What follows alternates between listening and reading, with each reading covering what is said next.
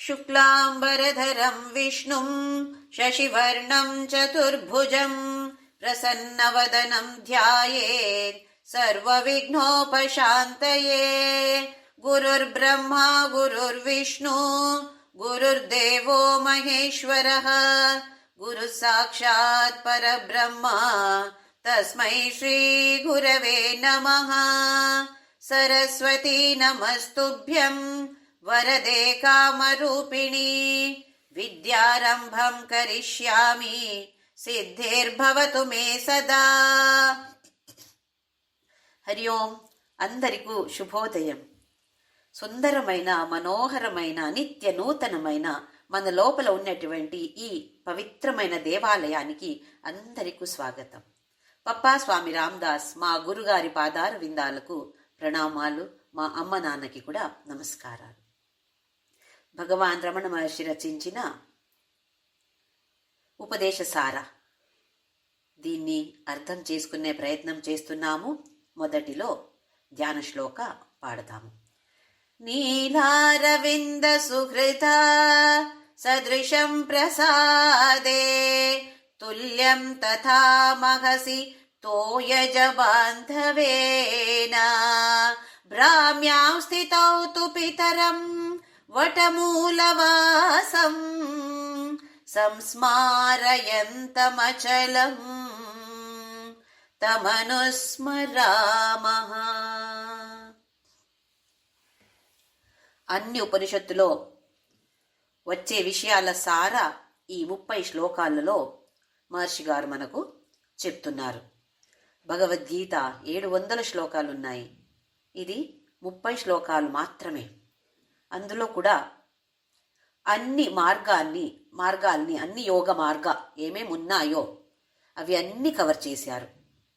మొదటిలో కర్మయోగ, తరువాత ఉపాసనా యోగ, అష్టాంగ యోగ, లాస్ట్లో జ్ఞానయోగ. మనకు తెలుసు కర్మయోగ అంటే చేసే ప్రతి ఒక్క పనిని సమర్పణ మనోభావనతో చేయడం, లేకపోతే అది కర్మం అయిపోతుంది.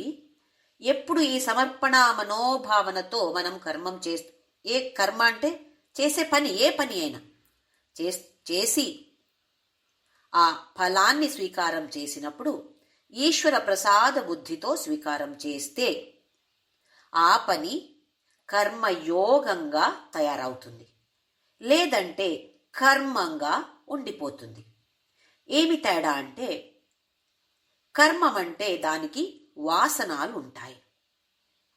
ఆ వాసనాలు మనతో వచ్చి మనకు మంచి వాసన అయితే సుఖ, చెడ్డ వాసనలు అయితే దుఃఖ, దీన్ని ఇస్తున్నాయి. అది ఇదే జన్మంలో ఉండొచ్చు, కాకపోవచ్చు, వచ్చే జన్మంలో కూడా ఎప్పుడైనా ఉండొచ్చు. అది ఎప్పుడని చెప్పలేము. అదే కర్మయోగం అయితే మొదటి ఒక్క లాభం అంటే మనకు మనస్సు నిర్మలంగా తయారవుతుంది. ఈ నిర్మలత, మనసు నిర్మలంగా ఉండడము ఒక పెద్ద అర్హత. మోక్షం కావాలి, దొరకాలి అంటే మనస్సు పరిశుద్ధంగా ఉండాలి. ఇది మొదటి క్వాలిఫికేషన్, అర్హత. ఇప్పుడు ఏ కోర్స్ అయినా చేయాలంటే మనకు దానికి అర్హత ఉండాలి. అందరూ చేయలేరు, అన్ని కోర్స్ అందరూ చేయలేరు. ఆ కోర్స్ చేసే ముందు ఒక అర్హత ఉండాలి. అది ఉంటేనే మనకు అక్కడ అడ్మిషన్ దొరుకుతుంది. అలాగే మనస్సు పరిశుద్ధంగా ఉంటే మాత్రమే మనకు మోక్ష దొరికేది. లేదా ఈ జ్ఞాన మార్గం, జ్ఞాన యోగ అంటాం కదా, అది కూడా అర్థమయ్యేది. లేదా మనము దాన్ని ఆచరించేది అవి అన్నీ కూడా ఎప్పుడు జరుగుతాయి? మనస్సు పరిశుద్ధంగా ఉండినప్పుడు మాత్రమే. మనకే తెలుసు మన మనస్సు పరిశుద్ధంగా ఉందా లేదా అని మనకు తెలుసు. గమనించాలి, ఎలాగుంది నా మనస్సు. ఓహో, ఇక్కడ ఇలాగుంది అంటే ఇది సరికాదు. మనం ఇంతవరకు కూడా వేరే వాళ్ళదే చూస్తున్నాము, వేరే వాళ్ళ మనసు ఎలాగుంది అని. మన మనసు లోపల మనము మన అంతరంగం ఎలాగుందో దాన్ని అధ్యయన చెయ్యాలి. అది పరిశుద్ధంగా అవ్వాలి అంటే ఈ కర్మ మార్గం, కర్మయోగ చేయాల్సిందే. ఏదో పెద్ద పేరు అనుకోకూడదు. చేసేటప్పుడు భగవంతుడా నీకోసం చేస్తున్నాను, ఇంకా దానికి ఒక ఫలం వస్తుంది. ఆ రిజల్ట్ వచ్చినప్పుడు ఎలాగైనా సరే, నా నిరీక్ష ఇలాగుండింది కానీ అలా రాలేదు, సరి నీ ప్రసాదమే అని ఒక మంచి నవ్వుతో దాన్ని స్వీకారం చేస్తే ఆ వాసనాలు మనకు అంటుకోవు, ఇంకా మనస్సు పరిశుద్ధమైపోతుంది. ఇది కర్మయోగ. మొదటి 6 శ్లోకాలలో కర్మయోగ గురించి చెప్పారు. తరువాత భక్తి యోగ లేదా ఉపాసనా యోగ. అందులో కూడా దేహం ద్వారా చేసే పూజలు ఎలా ఉండాలి. అష్టమూర్తి దేవ పూజనం అన్నారు. అష్టమూర్తులు అంటే పంచభూతాలు, సూర్యుడు, చంద్రుడు, జీవరాశి. అన్ని చోట భగవంతుని చూడటమే మనం చేసే పెద్ద పూజ. అందరిని ప్రేమించడమే పెద్ద పూజ. మానవ సేవ, మాధవ సేవ అంటారు. ఇక్కడ మానవ అంటే మనిషి మాత్రమే కాదు, ఏ ప్రాణి కూడా ఉండొచ్చు, చెట్టు ఉండొచ్చు, ఏ పక్షి అయినా ఉండొచ్చు. అందరిలో ఆ భగవంతుడిని చూసే ప్రయత్నం చేద్దాము. ఒకేసారి ఏం పాస్ అవ్వము, మనము ఫెయిల్ అవుతాము. కానీ ప్రయత్నం చేయాలి కదా. ప్రయత్నం చేస్తే తెలుస్తుంది పాస్ అవుతున్నామా ఫెయిల్ అవుతున్నామా అని. టెస్టే అటెండ్ కాలేదు అంటే పాస్ ఫెయిల్ ఎక్కడ వస్తుంది? ప్రయత్నం చేసి చూడాలి. ఇక జప ఎలా చేయాలి? ఉచ్చస్వర, మందస్వర, ఆ తర్వాత మనస్సులోనే చేయడం, ఇది మంచిది అన్నారు. అది కూడా మనం ప్రయత్నం చేయొచ్చు. మొదటిలో గట్టిగా చెప్పి తరువాత కొంచెం మెల్లగా వాల్యూమ్ తగ్గించేసి చెప్పి తరువాత అస్సలు వాయిసే రాకూడదు, మనస్సులో మాత్రమే. అది కూడా మనం ప్రయత్నం చేయొచ్చు. తరువాత ధ్యానం. ఎలా ధ్యానం చేయాలి? మొదటిలో విరల చింతన చేయాలి. విరల చింతన అంటే ధ్యానం చేసేది అంతరం ఉంటుంది, గ్యాప్ ఉంటుంది. మనం 24 గంటలలో ఏదో ఒక అరగంట చేస్తే కూడా చాలు. అందులో కూడా గ్యాప్ రావచ్చు, పర్వాలేదు, ప్రయత్నం చేద్దాం. అందులో మొదటిలో పరమాత్ముడు వేరు, నేను వేరు, ఈ భావనతో ఒక ఇష్ట దేవత ఉంటే ఆ ఇష్ట దేవత ఒక రూపం ఎలాగుంది, గుణమే గుణాలున్నాయి, దాని గురించి దాని మీద దృష్టి పెట్టి ధ్యానం చేయడం. అలాగే ముందుకు వెళ్తూ వెళ్తూ అహం బ్రహ్మాస్మి, పరమాత్ముడా నువ్వు నేను వేరే వేరే కాదు, అహం బ్రహ్మాస్మి తత్వం, అద్వైత తత్వ. ద్వైత కూడా కావాలి, తరువాత అద్వైతకి కూడా వెళ్ళాలి. అది క్వాలిటీ ఎలాగ ఉండాలి అది కూడా చెప్పారు. నూనె పోస్తే ఎలా పడుతుంది అలాగుండాలి, కంటిన్యూస్గా ఉండాలి. ఒకేసారి ప్రయత్నం చేసి అది రాదు, కానీ చేస్తూ చేస్తూ వస్తుంది అంటారు. మన శాస్త్రం కూడా అలాగే అంటుంది. అభ్యాసేన తు కౌంతేయ వైరాగ్యేణ చ గృహ్యతే అన్నాడు భగవంతుడు భగవద్గీతలో. ఒకేసారి రాదు అర్జున, అభ్యాస చెయ్యాలి. రోజు ఏదో సంవత్సరానికి ఒక్కసారి చేసి నేను అభ్యాసం చేస్తున్నానంటే అది కుదరదు. రోజు ప్రాక్టీస్, అభ్యాసం చేయాలి. వీలైతే 2 పూట, పొద్దున సాయంత్రం, కొంచెంసేపు అయినా ఒక 5 నిమిషాలు పర్లేదు. అలాగే తరువాత పెంచుకొని వెళ్ళొచ్చు. ఆ తరువాత 10వ శ్లోకంలో హృస్థలే మన, మన మనస్సుని హృత్, ఇక్కడ హృత్ అంటే ఆ హృదయ డబడబా చేసే హృదయం కాదు, ఒక సెంటర్ అని ఉంటుంది. దాని మీద, అది సెంటర్ అంటే ఆత్మ అని, దాని మీద దృష్టి పెట్టి ఉండడమే కర్మయోగ, ఉపాసనాయోగ, అష్టాంగయోగ, జ్ఞానయోగ, అన్ని ఏ యోగ అయినా ఏ మార్గమైనా ఉద్దేశం ఇదే.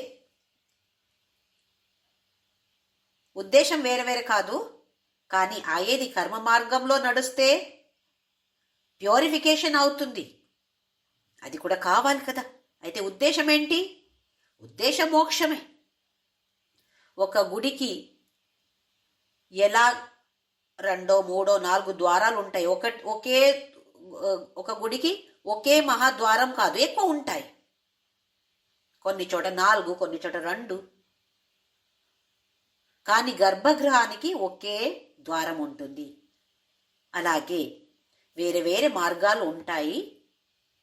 కానీ ఆ మోక్ష దొరకాలి అంటే జ్ఞాన మార్గం అవసరమే అంటున్నారు మహర్షి గారు.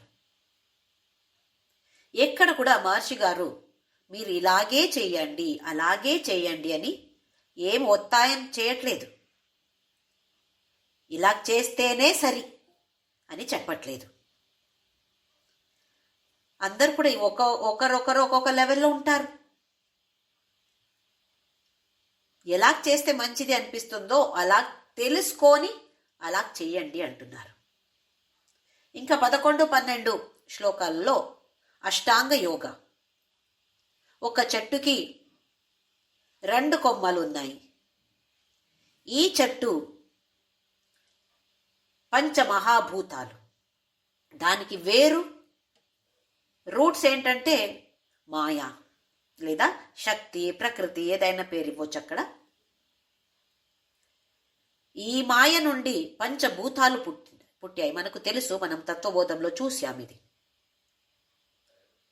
ఇది చెట్టుకి కాండం ఉండినట్టు. ఈ కాండం నుండి 2 కొమ్మలు, ఒకటి ప్రాణం, ఒకటి మనస్సు. ప్రాణ అనేది కొంచెం స్థూలంగా ఉంటుంది. ఊపిరి తీసుకోవడం ఇది కొంచెం స్థూలమే. ఎందుకంటే ఒక మెకానికల్ కూడా మనం చేయొచ్చు, చేస్తూ ఉంటాము. మనస్సు అనేది కొంచెం సూక్ష్మం. దాన్ని నిగ్రహించడం కష్టమే. అయితే ప్రాణాన్ని కంట్రోల్ చేస్తే, నిగ్రహిస్తే మనస్సు కూడా నిగ్రహించగలుగుతాము అని మన శాస్త్రం చెప్తుంది. అలాగే మహర్షి గారు కూడా ఇక్కడ చెప్పారు. అది కొంచెంసేపే, తాత్కాలికంగా ఉంటుంది. పర్మనెంట్గా మనస్సు కంట్రోల్లో రాదు ప్రాణాయామం చేసి. కానీ కొంచెంసేపు అయినా కంట్రోల్ వస్తుంది కదా. దానికి ప్రయత్నం చేయండి అంటున్నారు. ఆ తరువాత ఒక జ్ఞాన యోగానికి, జ్ఞాన మార్గానికి పరిచయం ఇస్తున్నారు. ఇది చూసాము 13, 14, 15, 16. 16వ శ్లోకం ఒకసారి చూసాము, మళ్ళీ చూద్దాము. దృశ్యవారితం చిత్తమాత్మన చిత్వదర్శనం తత్వదర్శనం. దృశ్యవారితం, ఏమేం చూశామో, ప్రపంచంలో ఏమేం చూశామో. ఇక్కడ చూశామంటే ఒట్టి చూశామని కాదు, దేన్ని గ్రహించాము. 5 జ్ఞానేంద్రియాలు ఉన్నాయి. దీని ద్వారా మనము ప్రపంచాన్ని గ్రహిస్తాము, స్వీకారం చేస్తాము. అది సౌండ్ ఉండొచ్చు, స్మెల్ ఉండొచ్చు, ఏదైనా. దేన్ని స్వీకారం చేశామో దాన్ని అక్కడక్కడికే వదలాలి. మనం ఏం చేస్తున్నాం ఇప్పుడు? ఏదో ఒక విషయం మనకు విన్నాము అనుకోండి, మనసు దాని మీదనే తిరుగుతూ ఉంటుంది.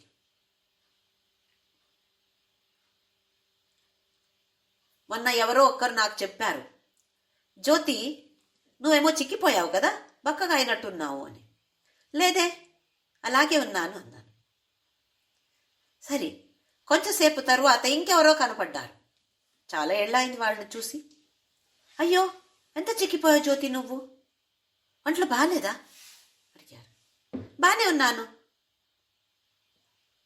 అదే రోజు ఇంకొక వ్యక్తి కనపడి, అయ్యో జ్యోతి, ఇదేంటి ఇలాగాయావు?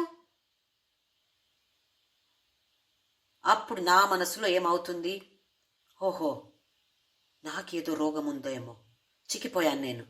అక్కడ మిర్రర్ ముందు నిలబడి చూస్తాను, ఏ యాంగిల్ నుండి నేను చిక్కిపోయాను, ఎందుకు వెయిట్ ఇలాగుంది, అయితే నేనేం చెయ్యాలి ఇప్పుడు? మనసంతా ఈ కార్యక్రమాల్లో ఇప్పుడు మొదలు పెడుతుంది. ఏం చెయ్యాలి ఇంకా నేను? ఎందుకు అందరు అలాగంటున్నారు? చూడండి, వేరే వాళ్ళ అభిప్రాయం ఎంత పరిణామం నా మనస్సు మీద. ఎందుకు? దాని మీద అంత ప్రాముఖ్యత దానికి ఇచ్చాము. అదే ఇక్కడ చెప్తున్నారు, దృశ్యవారితం. అలాంటిది లౌకిక విచారం, ఏం విన్నారో ఏం చూశామో అవి అన్నీ అక్కడికి వదలాలి. దాని మీద దృష్టి ఎక్కువ పెట్టకూడదు. అంతర్ముఖ సమారాధ్య బహిర్ముఖ సుదుర్లభ అంటుంది లలితా సహస్రనామంలో. బహిర్ముఖ అంటే బయట వెళ్లే మనస్సు, ఎప్పుడు చూస్తే బాహ్యంగా బిజీగా ఉంటుంది.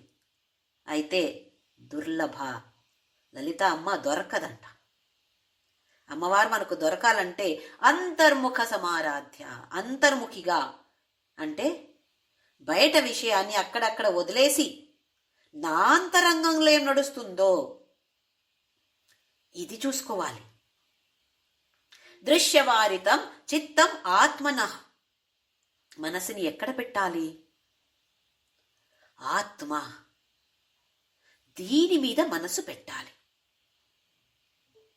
ఇదే చిత్వదర్శనం, తత్వదర్శనం. ఇదే తత్వ అంటే ఇక్కడ సత్య దర్శనం. సత్ అంటే అస్తిత్వం. ఎల్లప్పుడూ ఏది ఉందో దానికి సత్ అంటాము. ఆ ధాతు, సత్ ధాతు నుండి వచ్చింది పద సత్య, ఎల్లప్పుడూ ఉంటుంది. అంటే ఆత్మ తెలుస్తుంది. ఆత్మ ఏంటో తెలుసు. మనం ఆత్మ సాక్షాత్కార, పరమాత్మ సాక్షాత్కార, దేవుడు సాక్షాత్కార, ఏమేమో పేర్లు ఇస్తాం కదా.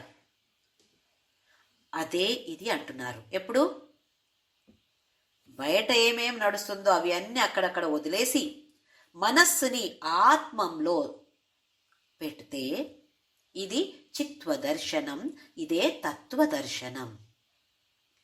ఇప్పుడు చిత్త అంటే మనస్సు.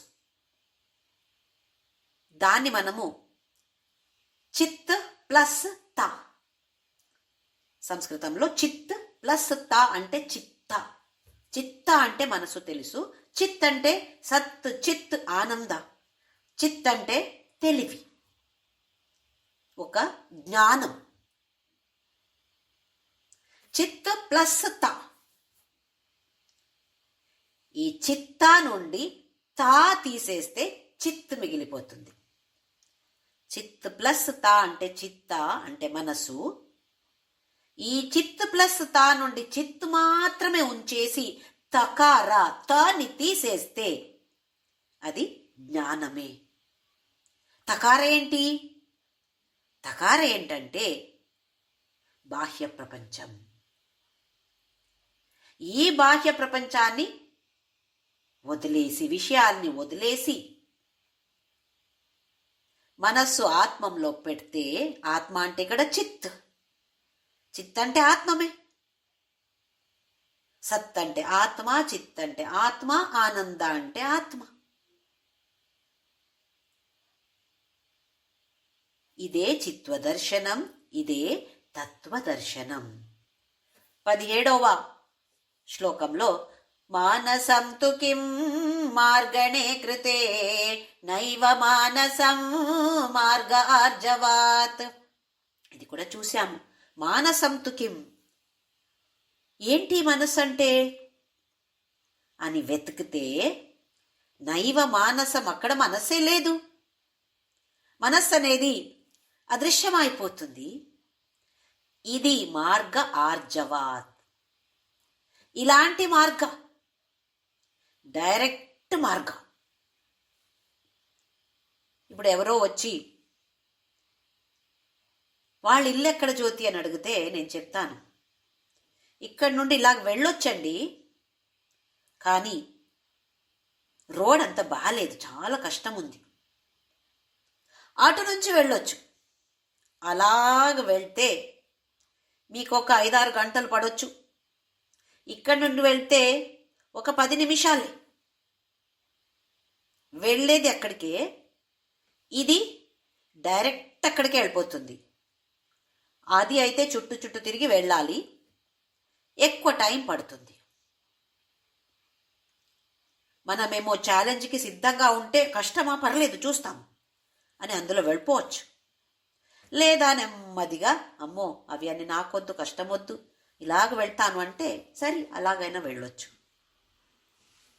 అదే ఇక్కడ చెప్తున్నారు, మనస్సుని ఖాళీ చేయడం సాధ్యమా?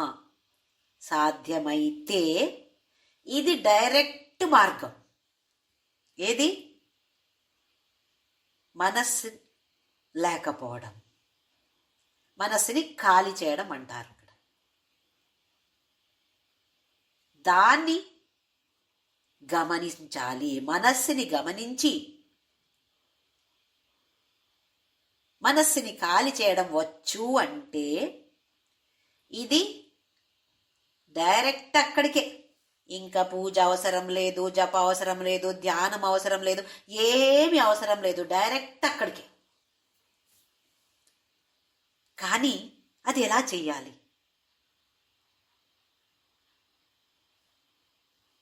ఇప్పుడు జన్మాష్టమి టైంలో మనము ఉట్లోత్సవం చేస్తాం చూడండి. ఒక పాట్ అక్కడ కట్టి పెడతారు, పైన అందులో వెన్న లేదా పెరుగు పెడతారు.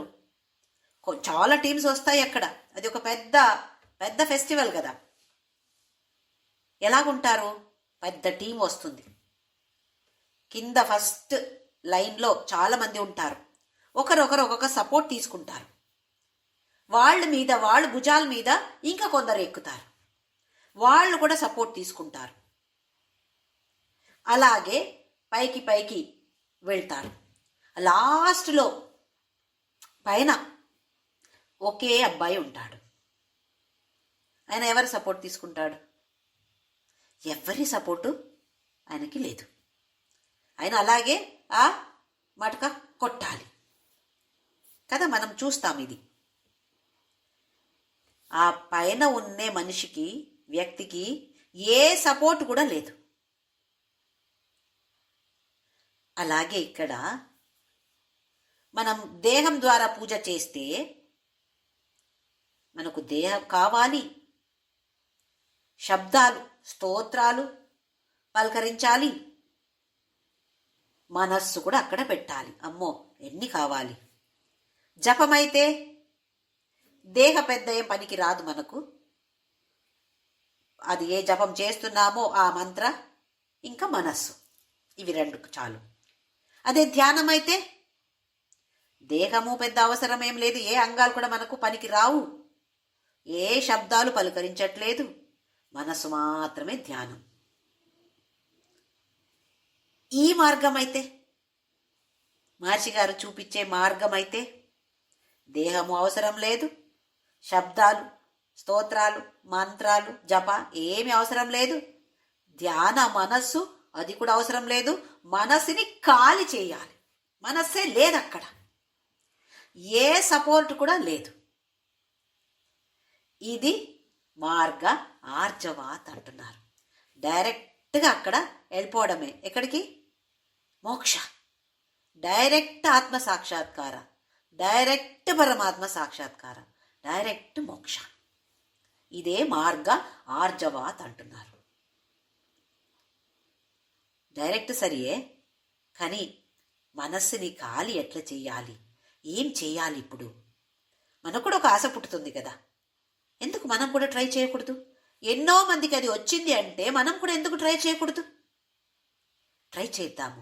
అయితే ఏం చెయ్యాలి చెప్తున్నారు ఇప్పుడు. వృత్తయస్త్వహం వృత్తిమాశ్రిత వృత్తయో మనో విద్యహం మనః. వృత్తి ఇక్కడ వృత్తయః తు అహం వృత్తిం ఆశ్రితాః. ఈ మహర్షి గారు చెప్పే ఈ విధానంలో 3 స్టేజెస్ ఉంటాయి. ఆ మొదటి స్టేజ్ ఇక్కడ చెప్పలేదు మహర్షి గారు. ఉళ్ళదు నార్పదని 40 శ్లోకాల్లో జ్ఞాన మార్గ విచారం ఉన్నాయి. అందులో ఈ స్టేజ్ గురించి చెప్పారు. ఇది కావ్యకంఠ గణపతి శాస్త్రి గారు సద్దర్శనం అని దాన్ని సంస్కృతంలో అనువాదం చేశారు. ప్రపంచం అంటే ఏంటి?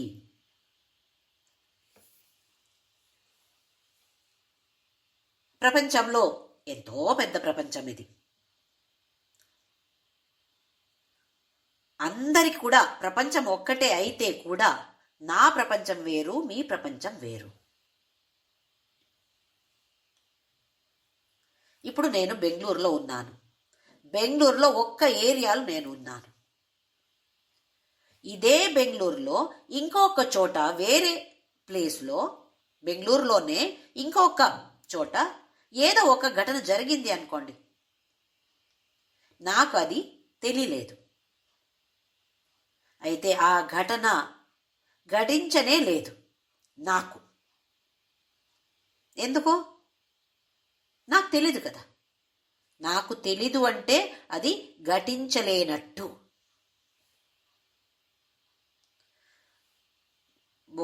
ఒకసారి ఇప్పుడు కాదు, ఏదో 100 years బ్యాక్ అనుకుందాం. ఒక అతను అమెరికా వెళ్ళాడు. అప్పుడు మన అలాగే ఈ మొబైల్ ఫోను ఇవేమి లేవు కదా, వెళ్ళేది కూడా చాలా కష్టం. అక్కడ వెళ్తే రామ అని ఒక అబ్బాయి మాట్లాడాడు. మీ ఏ ఊరండి? ఓహో అది ఊరా, నేను కూడా అదే ఊరండి, దాని పక్కనే అని మాట్లాడాడు.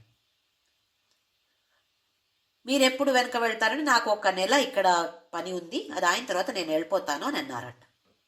ఓహో మీరు అక్కడ వెళ్తే మా ఇంటికి మీరు వెళ్ళండి.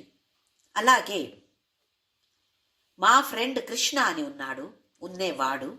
మేమిద్దరు కలిసి వచ్చాము, చిన్నప్పటి నుండి ఫ్రెండ్స్ మేము. కానీ ఇక్కడ వచ్చిన తర్వాత ఇప్పుడు ఒక 2 నెలలు అయినాయి, ఒక యాక్సిడెంట్లో నా ఫ్రెండ్ చనిపోయాడు. ఈ విషయం ఇంకా మా పేరెంట్స్కి తెలీదు. కృష్ణుడి పేరెంట్స్కి తెలీదు, నా పేరెంట్స్కి కూడా తెలీదు.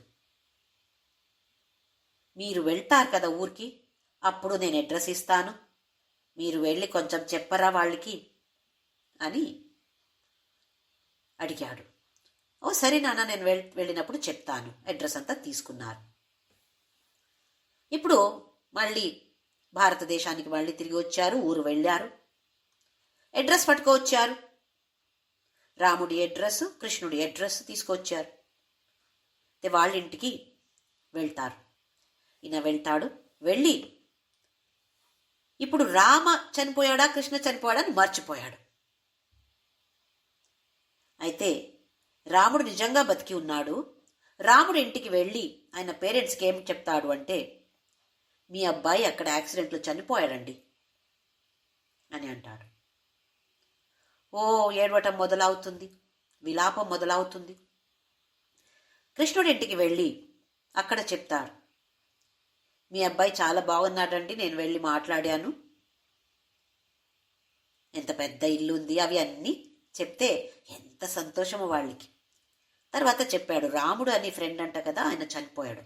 ఓహో అవునా, కొంచెం దుఃఖం అయింది, కానీ మా కొడుకు బాగున్నాడు కదా అని సంతోషంగా ఉన్నారు.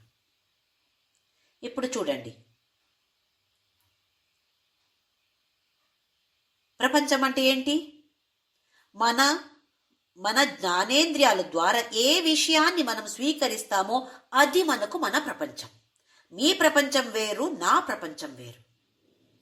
మీకు మీ కుటుంబస్తులు, మీ స్నేహితులు, వాళ్ళందరూ మీ ప్రపంచం, నాకు నా ఫ్యామిలీ మెంబర్స్, నా ఫ్రెండ్స్ నాకు ప్రపంచం.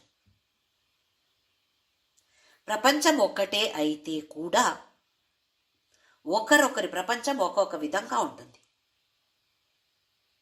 ఎందుకు? ఆ ప్రపంచం నుండి నేను ఏ విషయాల్ని గ్రహించానో అది మాత్రమే నాకు నా ప్రపంచం. ఇప్పుడు ఎన్నో ఘటనలు జరుగుతాయి, ఎన్నో దేశాలు ఉన్నాయి, ఎన్నో ఘటనలు జరుగుతాయి. కొన్ని మనము టీవీలు చూస్తాము, పేపర్లు చదువుతాము, కొన్ని వాట్సాప్ వస్తుంది మనకు, ఇన్స్టాగ్రామ్ చూస్తాము, తెలుసు కొన్ని విషయాలు. ఏది మనకు తెలీదో అది ఘటించలేనట్టు. అంటే ఆ ప్రపంచం ఎంత పెద్ద ప్రపంచం ఉంటే కూడా మనకు ప్రపంచం అంటే మన ఆలోచనలు. ఏ విషయాన్ని మనం గ్రహించామో అవి మనకు ఆలోచనంగా ఉండిపోతుంది. అయితే ఒక్క మూట ఆలోచనలు మాత్రమే పెద్ద ప్రపంచమే, కానీ నాకు అదే పెద్ద ప్రపంచం ఇప్పుడు ఆలోచనలు ఒక్క మూట అయిపోయింది. అందరికీ అంతే. ఇది మళ్ళీ మళ్ళీ మనము మనన చెయ్యాలి. ఎందుకంటే ఇక్కడి నుండి కొంచెం కష్టం అనిపించవచ్చు, కానీ నెమ్మదిగా నిదానంగా వెళ్దాము. మనము తత్వబోధ కూడా చూసాము కాబట్టి మనకు ఐడియా ఉంది. ఇది మొదటి స్టేజ్. ఇప్పుడు మొత్తం ప్రపంచం అంటే ఏమీ లేదు, ఒక చిన్న కట్ట. నా ఆలోచనలు ఉన్నటువంటి ఒక చిన్న కట్ట, పెద్ద ప్రపంచం. మనస్సు మనస్సు అంతే కదా. ఆలోచనలు ఒక మూటకి పేరు మనస్సు. మహర్షి గారు ఇందులో చెప్పలేదు, ఉళ్ళదు నార్పదు లేదా సద్దర్శనం అందులో చెప్తారు. దీనికి పేరు ఇదం వృత్తి. ఇదం అంటే ఇది, ఇదం వృత్తి.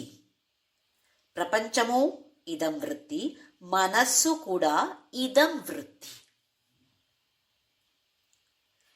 సెకండ్ స్టేజ్ ఏంటంటే ఇంకా ఒకటి అహం వృత్తి, అహంకార. అహంకార అంటే మదతో చెప్పేది కాదు. ఓహో నాకు ఇంత సంపత్తు ఉంది, ఇన్ని కార్లు ఉన్నాయి, ఆ మద కాదు. అహంకార అంటే ఇక్కడ వ్యక్తిత్వం. ప్రతి ఒక్కరికి కూడా నేను అనేది ఉంటుంది, ఉండాల్సిందే. ఇప్పుడు ఎంత చీకటి అయితే కూడా నేనెక్కడ ఉన్నానని ఎవరినైనా అడుగుతామా? మనకు తెలుసు. ఆ అహంకారం, నేను అనే అహంకారం. అంతేకాని పెద్ద మదతో చెప్పే అహంకారం కాదు. వేదాంతంలో ఉపనిషత్తులలో అహంకారం అంటే ఒక వ్యక్తిత్వం, నేను. దీనికి పేరు అహంకార లేదా అహం వృత్తి. దీని గురించి కొంచెం చూద్దాము, ఎలా వచ్చింది ఇది అహంకారం. పిల్లలు పుట్టంగానే మనం పేరు పెడతాము, ఆ పేరుతో పిలుస్తాము. ఒక 7-8 నెలలు అయినప్పుడు పిల్లకి తెలుస్తుంది, ఓహో ఇది నా పేరు, ఆ పేరు పిలిస్తే నేను చూడాలి, పలకరించాలి అని తెలుస్తుంది. అభ్యాస, బై ప్రాక్టీస్. తర్వాత కొంచెం పెద్దగా ఈ మాటలు మొదలు చేసిన తర్వాత పేరు చెప్తుంది ఆ పాప. నీ పేరేంటి అని అడిగితే పేరు చెప్తుంది. ఎవరి పేరు? నా పేరు. ఎవరు నేను? ఈ దేహం నేను. ఈ తప్పు కల్పన డెవలప్ చేసుకుంటాం మనం. నేను అంటే ఈ దేహము. ఈ దేహానికి జన్మమిచ్చారు వీళ్ళిద్దరూ, వాళ్ళని నేను తల్లి తండ్రి అని పిలుస్తాను. నాతో పుట్టిన వాళ్ళు అక్క, చెల్లి, అన్న, తమ్ముడు ఇలాగ మనం పేరు పెడతాం. ఇంకా వేరే వాళ్ళందరూ బాంధవులు, స్నేహితులు అని అవుతున్నాయి. స్కూల్కి వెళ్తుంది. స్కూల్ వెళ్ళి వీళ్ళని అందరినీ ఆ పిల్ల గమనిస్తుంది. ఇంకా వాళ్ళతో పోల్చేసి చూసి అభిప్రాయం, ఎవరి అభిప్రాయం? నా మీద నాకే అభిప్రాయం. ఓహో, నేను కొంచెం బక్కగా ఉన్నాను, పొడుగా ఉన్నాను, లావుగా ఉన్నాను. టీచర్ చెప్పేది అంతా నాకు బాగా అర్థం అవుతుంది, వాళ్ళకేం అర్థం అవట్లేదు. లేదా నేను కొంచెం డల్ అనుకుంటా, నాకేం అర్థం అవట్లేదు. ఇలాంటి అభిప్రాయం, నేను అంటే ఇలాగే, నేను ఒక ఆడది లేదా పురుష, ఇవి అన్ని అభిప్రాయాలు మనము కలెక్ట్ చేసి ఇది నేను అని పెట్టుకుంటాం. బర్త్డే సెలబ్రేట్ చేస్తాం. ఎవరు పుట్టారు? దేహం పుట్టింది. ఆ రోజు దేహం పుట్టింది, దాన్ని బర్త్డే, దానికి ఒక పెద్ద సెలబ్రేషన్. నేను అంటే ఈ దేహం అనే తప్పు అభిప్రాయం. ఇంకా ముందుకు వెళ్తూ వెళ్తూ వెళ్తూ కామ, క్రోధ, మద, మాత్సర్య, లోభ అన్నీ వస్తాయి. ఎందుకు? కంపేర్ చేస్తాము వేరే వాళ్ళతో. నాకిన్న వాళ్ళకి ఎక్కువ ఉందో, నాకంటే ఎక్కువ ఉంది అంటే అసూయ. ఆ తర్వాత ద్వేష. వాళ్ళకంటే ఎక్కువ నాకుంది, అది ఏదైనా ఉండొచ్చు, రూపం ఉండొచ్చు, సంపత్తి ఉండొచ్చు, ఏదైనా నాలెడ్జ్ ఉండొచ్చు. ఎక్కువ ఉంది అని అనిపిస్తే మద. ఇవి అన్నీ మనము డెవలప్ చేసుకొని వెళ్తాము. లేదా నేను అంటే మనస్సు అని కల్పన. నాకు ఇవాళ ఏమి దుఃఖం అండి, నాకు చాలా ఎలాగో ఉన్నాయి మనస్సు, నాకు బాగలేదు. సంతోషంగా ఉన్నాను ఇవాళ, చాలా సంతోషం. ఎవరికి సంతోషం, ఎవరికి దుఃఖం? మనస్సుకి దుఃఖం, మనస్సుకి సంతోషం. అంటే నేను అంటే మనస్సు అయింది. నాకు ఈ భాష తెలుసు, నాకు ఈ భాష తెలీదు అని కూడా తెలుసు మనకు కదా. కన్నడ తెలుసు, తెలుగు తెలుసు, మలయాళం తెలీదు అని కూడా మనకు తెలుసు. ఎవరికి తెలుసు, ఎవరికి తెలీదు? అక్కడ బుద్ధి. ఆ తెలివి ఎవరికి ఉంది? ఇప్పుడు నేను ఇక్కడ కూర్చున్నాను, ఇది ఒక వాక్యం. నేను కూర్చున్నాను, నేను కూర్చున్నాను అని నాకు తెలుసు. ఒక వాక్యం యాడ్ చేద్దాం దానికి. నేను కూర్చున్నాను అని నాకు తెలుసు. ఈ నేను కూర్చున్నాను సెంటెన్స్లో నేను ఎవరు? ఈ దేహం. దేహం కదా కూర్చుంది. నేను అంటే ఈ దేహం అయింది. నేను కూర్చున్నాను అని నాకు తెలుసు అనే వాక్యాల్లో నాకు తెలుసు, నాకు అనేది ఎవరు? అక్కడ నేను అంటే ఎవరు? ఈ దేహానికి ఏమన్నా తెలుస్తుందా? ఇప్పుడు ఈ గ్లాస్ ఉంది, నా చేతిలో గ్లాస్ ఉంది. ఈ గ్లాస్కి ఈ దేహానికి ఏమి తేడా? ఇది పంచభూతాలే, నా దేహ కూడా పంచభూతాలే. గ్లాస్కి ఏమన్నా తెలుసా? ఓహో, నేను ఇక్కడ ఉన్నాను, నాలో నీళ్లు పోసారు లేదా పాలు పోసారు, ఏమన్నా తెలుసా? తెలీదు. నా దేహం కూడా ఇలాగే కదా, కానీ నాకు తెలుసు. అక్కడ నాకు, నేను అంటే ఎవరు? ఇది మనము కొంచెం గమనించి ప్రాక్టీస్ చేయాలి. ప్రతిరోజు కొన్ని యాక్షన్ చేసినప్పుడు, కొన్ని పని చేసినప్పుడు నేను తింటున్నాను, ఈ వాక్యం మనము చెప్పుకోవాలి. మనకు నేను తింటున్నాను, నేను తింటున్నాను అని నాకు తెలుసు. ఇప్పుడు ప్రశ్న అడగాలి, తినేది ఎవరు? ఈ దేహం తింటుంది. తెలిసేది ఎవరికి? అది నేను నాకు అంటున్నాం కదా, అది ఎవరు? ఇది విచారం చేయాలి. మనం ఇప్పుడు నిద్రపోతాం, బాగా నిద్రపోతాము. ఒక అరగంట చాలు నిద్రపోయాం అనుకోండి. లేచిన తరువాత అబ్బా ఎంత మంచి నిద్ర వచ్చిందండి, ఎంత సంతోషమో మనకు, అంత అలాంటి నిద్ర వస్తే కదా.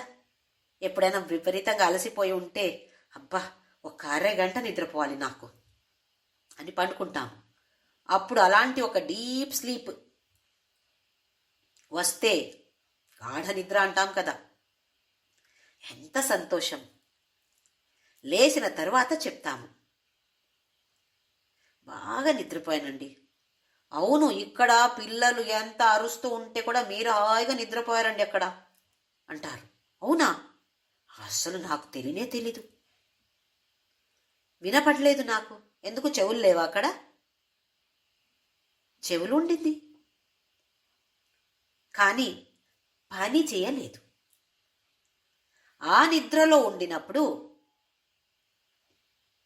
జ్ఞానేంద్రియాలు పని చేయలేదు. ముక్కు పని చేసింది, అది వేరు సంగతి. జ్ఞానేంద్రియాలు పని చేయలేదు. మనస్సు పని చేసిందా?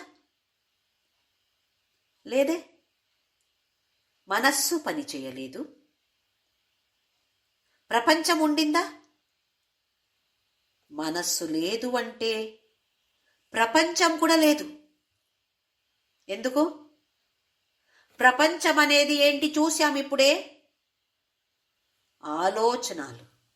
ఆలోచనలు అంటే మనస్సు. అక్కడ మనస్సు లేదు అంటే ప్రపంచము లేదు. ప్రపంచం మనకు ఆ అరగంటకి అస్తిత్వంలో లేదు. అంటే ప్రపంచం అనేది మనస్సు మీద ఆధారపడి ఉంది. ప్రపంచం అనేది మనస్సు మీద ఆధారపడి ఉంది. ఇప్పుడు మనము సినిమా చూస్తాం చూడండి, కొన్ని హీరోయిన్లు ఎంత అందంగా ఉంటారు, చాలా సుందర. ఆ హీరోయిన్ సౌందర్యం వర్ణించలేం, అలా అనిపిస్తుంది. అదే హీరోయిన్ని మనము ఏమి మేకప్ లేకుండా ఏ పెద్ద నార్మల్ డ్రెస్లో చూస్తే అబే ఇలాగుందా ఈమె అని అనిపిస్తుంది కదా. ఎందుకు? ఆ సౌందర్యం అనేది అక్కడ ఒరిజినల్ సౌందర్యం కాదు. మేకప్ మీద, డ్రెస్ మీద, వేసుకునే ఆభరణాల మీద ఆధారపడి ఉంది. అలాగే ఇక్కడ ప్రపంచం అనేది మనస్సు మీద ఆధారపడి ఉంది. మనస్సు అనేది అహంకారం మీద ఆధారపడి ఉంది. ప్రపంచం, మనస్సు ఇవి అన్ని ఇదం వృత్తి అయింది. ఇదం వృత్తి అనేది అహం వృత్తి మీద ఆధారపడి ఉంది. నేను అంటే అక్కడ లేదు అంటే, నేను అంటే అహంకారం, లేదు అంటే ఇదం వృత్తి కూడా లేదు. నిద్రలో నేను జ్యోతి, నేను ఒక టీచరు, నేను ఒక అది, నేను ఒక ఇది, నాకు ఇంత వయసు, ఏమన్నా మనకు గుర్తుందా అక్కడ నిద్రలో? బాగా నిద్రపోయిన వాళ్ళని అందరూ ఒకే విధంగా ఉంటారు. ఎందుకు? ఇవి అన్ని వాళ్ళకి ఇవి ఏమి తెలియదు. ఇప్పుడు నేను ఎవరు ఏమి తెలీదు. నేనెవరంటే ఇప్పుడు నేను జ్యోతి, నేను ఇలాగున్నాను, నాకింత వయసు, అవి అన్నీ ఏమి ఆ సమయంలో తెలీదు.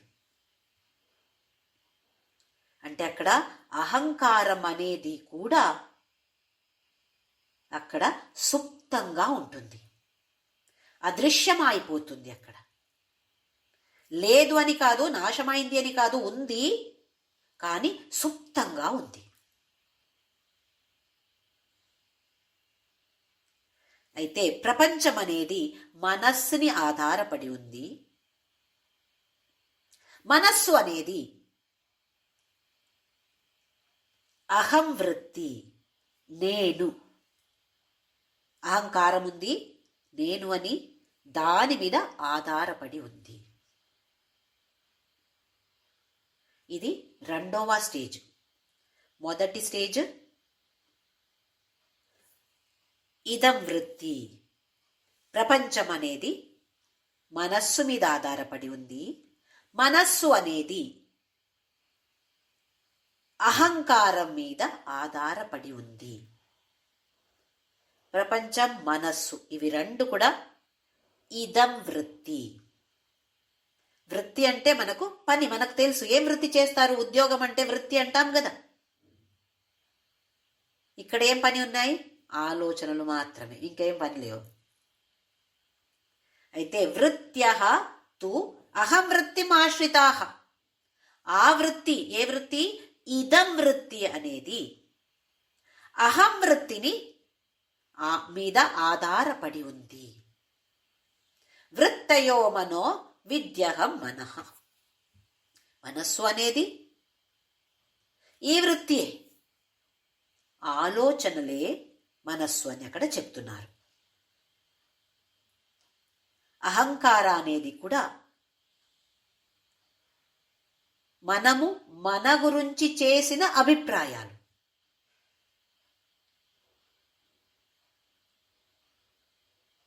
ఇక్కడ మన గురించి అంటే నేను అంటే ఈ దేహము. ఈ అభిప్రాయం ఉండినప్పుడు వేరే వాళ్ళని చూసి, ఓహో వాళ్ళు అందంగా ఉన్నారు, వాళ్ళు బక్కగా ఉన్నారు, ఎంత మంచి షేప్ ఉంది బాడీ, నా బాడీ ఇలాగుంది, చే ఏం చేయాలి? దానికి ఏం చేస్తాము? ఇంప్రూవ్ చేసే ప్రయత్నం చేస్తాము. ఇప్పుడు నేను కూడా అలా కావాలి, ఎంత అందంగా ఉంది, నేను కూడా అలా కావాలి. ఏం చేయాలి? బ్యూటీ పార్లర్కి వెళ్ళి ఏమేమో, అవి నెలానికి ఒక్కసారి వెళ్ళాలి, అవి అన్నీ చేసుకోవాలి. ఎందుకు? వాళ్ళు చేస్తున్నారంట కదా. నేను అంటే దేహం అని ఉండినప్పుడు ఇవి అన్నీ మొదలవుతున్నాయి. అందంగా కనపడాలి, ఇలాగుండాలి, అలాగుండాలి, అలాంటి చీర కట్టుకోవాలి, ఇలాంటి జ్యువెలరీ వేసుకోవాలి.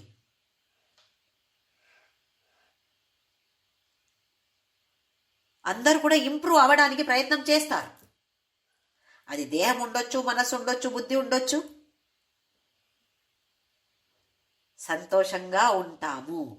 అందంగా ఉంటే నేను సంతోషంగా ఉంటాను, ఈ చీర కట్టుకుంటే నేను సంతోషంగా ఉంటాను, ఈ చైన్ జ్యువెలరీ నెక్లెస్ వేసుకుంటే నేను అందంగా ఉంటాను, అప్పుడు నాకు సంతోషం. ఎక్కడెక్కడో సంతోషం వెతుకుతున్నాం. ఈ సంతోషాలని వెతికి వెతికి వెతికి క్లబ్కి వెళతాము, పబ్కి వెళతాము, న్యూ ఇయర్ సెలబ్రేట్ చేస్తాము, పండుగలు చేసుకుంటాము. ఎందుకు? సంతోషంగా ఉండాలి. నేను అంటే ఈ దేహము, మనస్సు, బుద్ధి అని ఉండినప్పుడు సంతోషాన్ని బయట వెతుకుతున్నాము.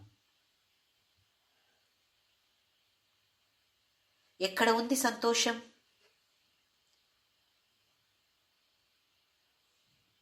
పిల్లలు కదా. సంతోషం అంటే పిల్లలే మనకు సంతోషం ఇవ్వాలి. నేను చెప్పిన అబ్బాయిని నా కూతురు పెళ్లి చేసుకుంటే సంతోషం, చేయకపోతే నాకు నీకు సంబంధం లేదు అని చెప్తాం కదా. చాలామంది చేస్తారు. వెళ్ళిపో, ఇది ప్రేమమ్మా. మనకు మనం ప్రశ్న వేసుకోవాలి.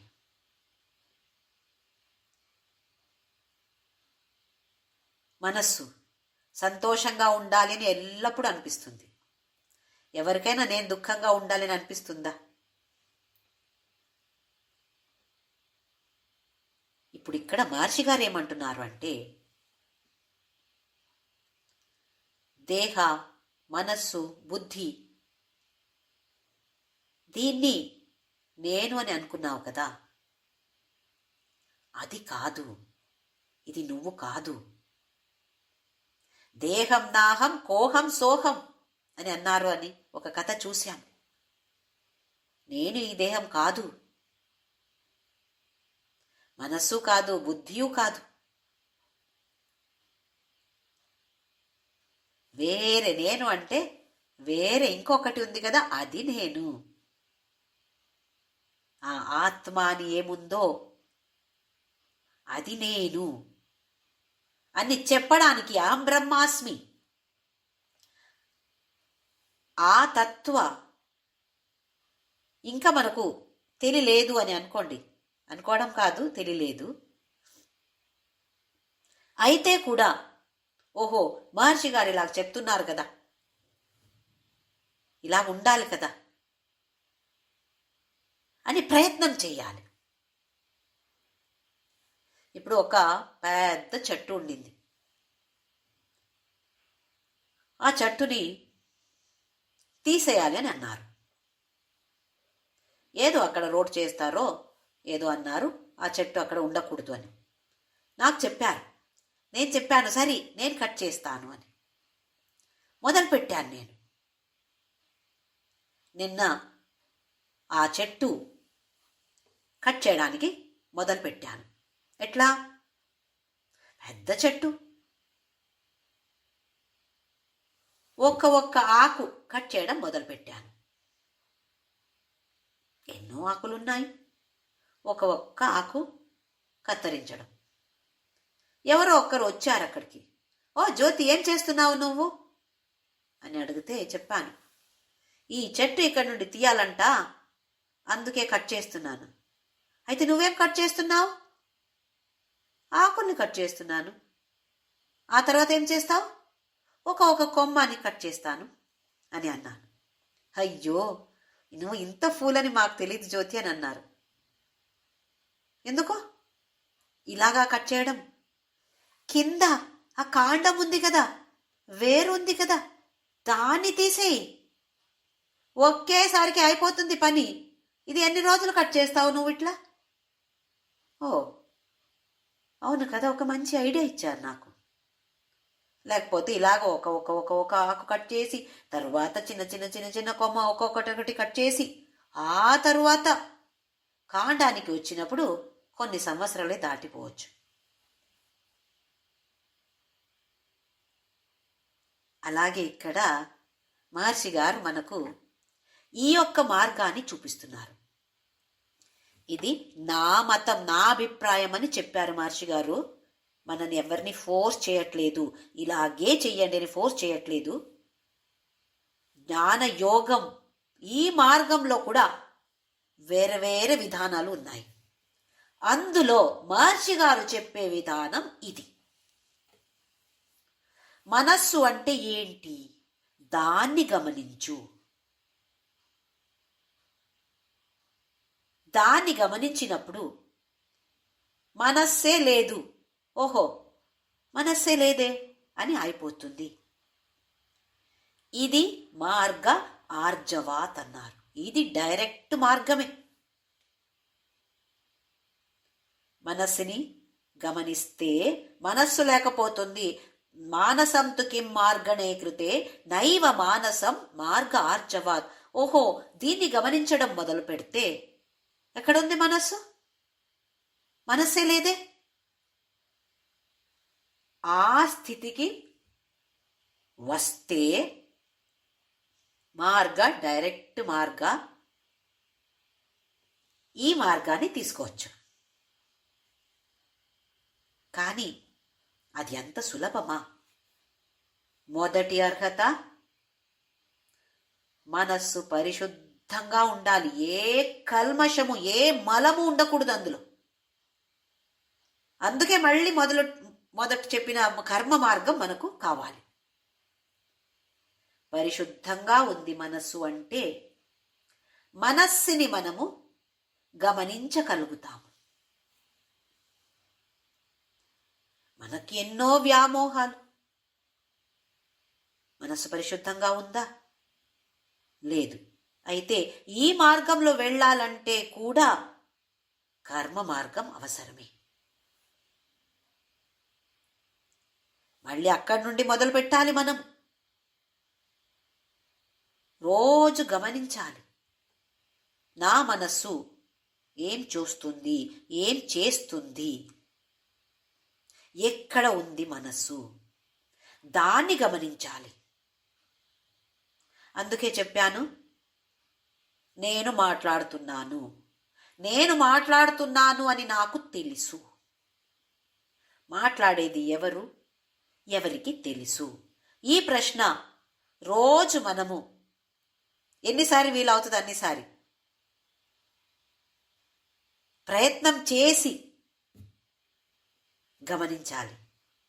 అవును కదా, ఎవరిది తెలివి? ఎవరికి అది?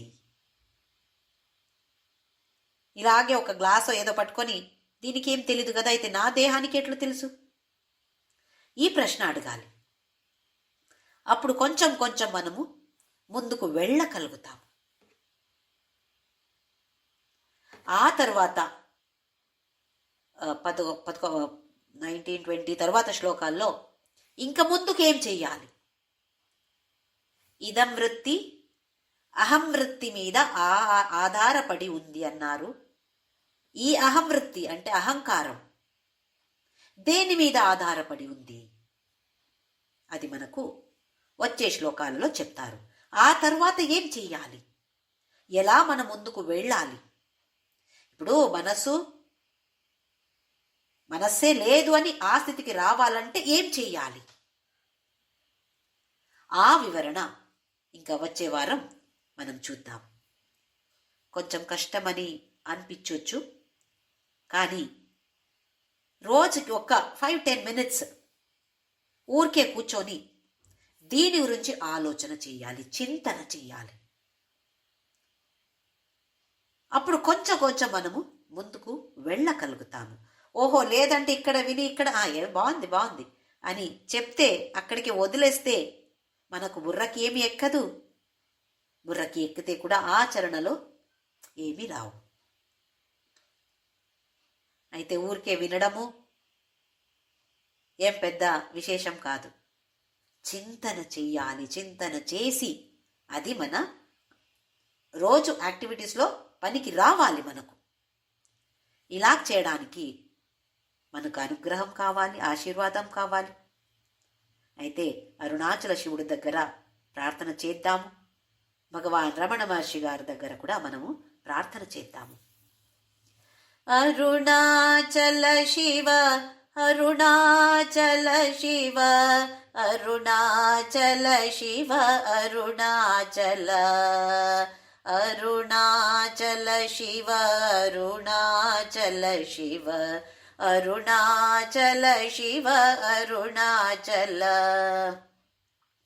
అరుణాచల శివ, అరుణాచల శివ, అరుణాచల శివ, అరుణాచల, అరుణాచల శివ, అరుణాచల శివ, అరుణాచల శివ, అరుణాచల.